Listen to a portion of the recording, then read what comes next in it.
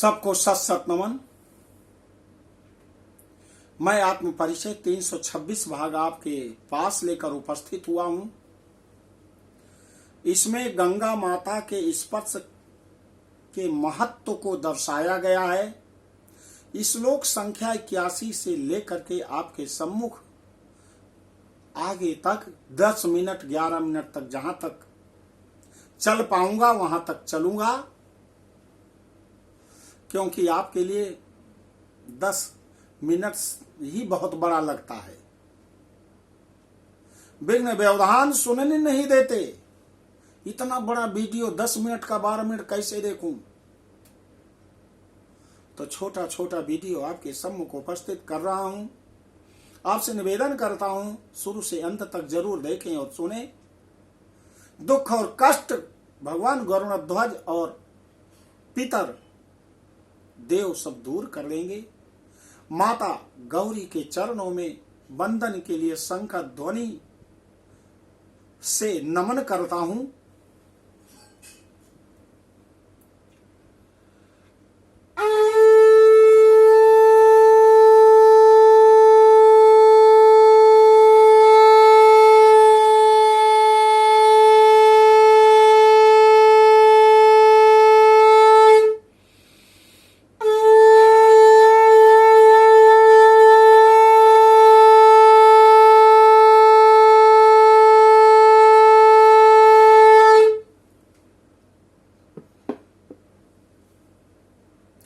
भगवान नारायण कहते हैं कि गरुण जी पृथ्वी लोक पर देवी गंगा का बड़ा महत्व है।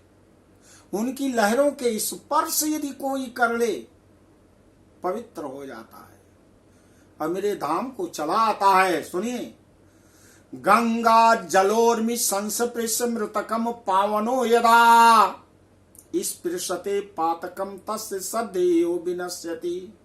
आराध्य तपसो ग्रेण गंगा देवी भगीरथा उद्धारार्थम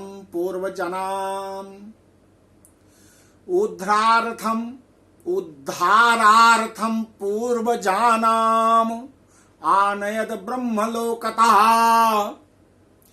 त्रिशुलोकेषु विख्यातम गंगायाः पावनम यशा या पुत्रान सागरसैतान भस्माख्याननयद्दिवम्। गंगा जल की लहरों को छूकर हवा जब मृतक का स्पर्श करती है तब उस मृतक के पातक तत्क्षण ही नष्ट हो जाते हैं। महाराज भगीरथ उग्र तप से गंगा देवी की आराधना करके अपने पूर्वजों के उद्धार के लिए गंगा देवी को ब्रह्मलोक से पृथ्वी लोक पर लाए थे, जिनके जल ने भस्मीभूत राजा सगर के 60,000 पुत्रों को स्वर्ग में पहुंचा दिया। उन गंगा जी का पवित्र यश तीनों लोकों में विख्यात है। पूर्वे वयसि पापानि ये कृत्वा मानवागताः गंगायाम अस्थि पतनात् स्वर्गलोकम प्रयान्ति ते। कश्चिद् व्याधो महारणे सर्व प्राणि विहिंसकः सिंहेन निहतो यावत् प्रयाति नरकालये तावत् कालेन तस्यास्ति गंगायाम पतितं तदा दिव्यं विमानम् आरोहि सागतो देव मंदिरम्। अतः स्वयं ही सतपुत्रो गंगायाम अस्थि पातयेत अस्थि संचनयात ऊर्ध्वं 10 गात्रम समाचरेत। जो मनुष्य अपनी पूर्वावस्था में पाप करके मर जाते हैं उनकी अस्थियों को गंगा में छोड़ने पर वह स्वर्गलोक चले जाते हैं। किसी महाजंगल में सभी प्राणियों की हत्या करने वाला कोई व्याध सिंह के द्वारा एक बार मार दिया गया और जब वह नरक को जाने लगा तभी उसकी अस्थि गंगा जी में गिर पड़ी, जिससे वह जिसको यमराज के दूत ले जा रहे थे, यमराज के दूत तो भाग गए और वह तुरंत दिव्य आसन बन गया और भगवान के और भगवान के जो अनुचर हैं वे आ गए, उसे दिव्य विमान पर चढ़ाकर देवलोक को लेकर चले गए। इसीलिए सतपुत्र को स्वतः ही अपने पिता की अस्थियों को गंगा जी में विसर्जित करना चाहिए। अस्थि संचयन के बाद 10 गात्र विधि का अनुष्ठान करना चाहिए। अथ कश्चितादिदेशे वा बने चौर भये मृतः न लब्धस्तस्य देहस् चेच्छृणुयाद यद्दिने तदा दर्भपुत्तलकं कृत्वा पूर्ववत् केवलं दहेत् तस्य भस्म समादाय गंगा तोये विनिक्षिपेत् 10 गात्रादिकं कर्म तद्दिनादेव कारयेत् सा एव दिवसो ग्राह्या श्राद्धे सांबात सराधिके पूर्णे गर्भे मृता नारी विदारे जठरम तदा बालम निष्कास्य निक्षिप्य भूमौ तामेव दाहयेत् गंगा तीरे मृतम बालम गंगायामेव पातयेत् अन्य देशे छिपेद भूमौ 27 मासजम् अतः परम दहेत् तस्य गंगायाम अस्त निक्षिपेत् जलकुंभस्य दातव्यम बालानामेव भोजनम्।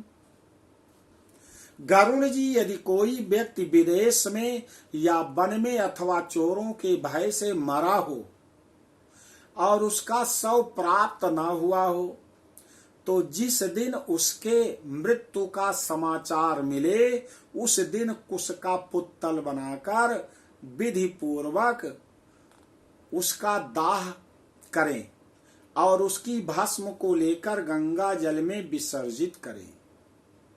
10 गात्रादि कर्म भी उसी दिन से आरंभ करें और सांवत्सरिक श्राद्ध में भी उसी सूचना प्राप्त होने वाले दिन को ग्रहण करना चाहिए।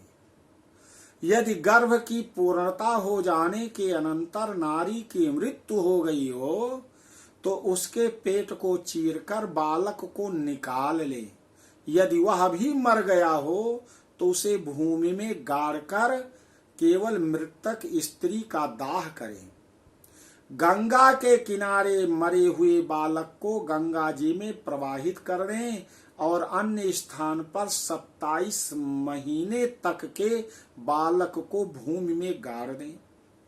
इसके बाद की अवस्था वाले बालक का दाह संस्कार करें और उसकी अस्थियां गंगा में विसर्जित करें तथा जलपूर्ण कुंभ प्रदान करें एवं केवल बालकों को ही भोजन कराएं।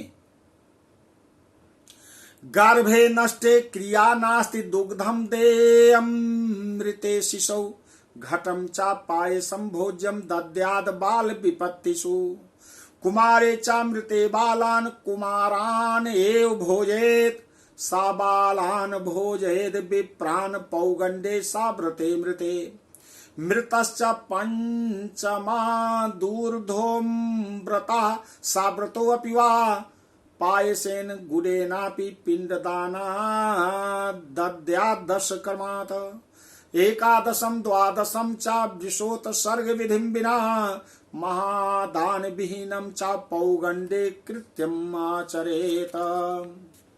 जीव माने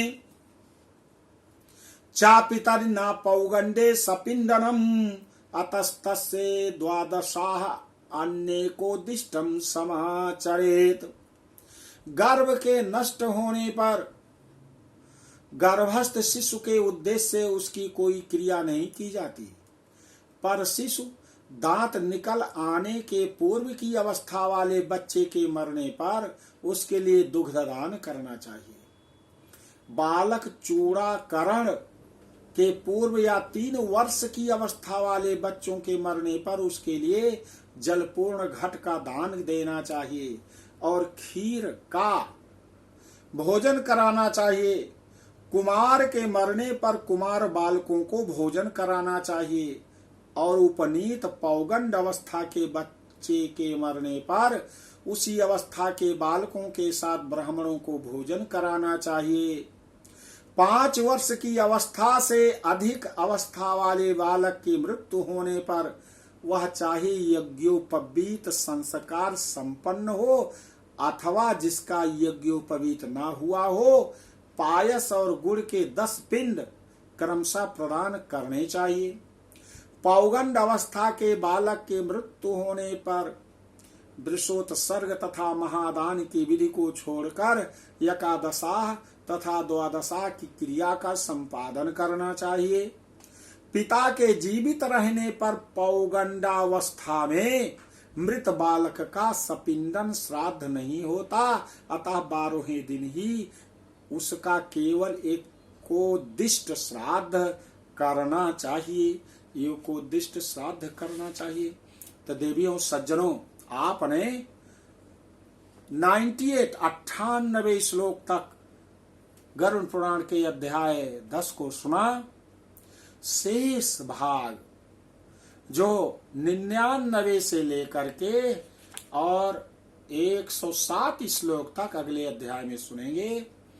तो बोलो गरुड़ ध्वज भगवान की जय। आपसे निवेदन है कि आप सब्सक्राइब करें, नहीं किया है एक बार तो, और दूसरों से भी सब्सक्राइब करवाएं और लाइक करवाएं, और अपने पितरों को यह सुन करके ही गरुड़ पुराण उनको संतुष्ट करें और हर प्रकार से उनकी कृपा प्राप्त करें। बोलो गरुड़ ध्वज भगवान की जय।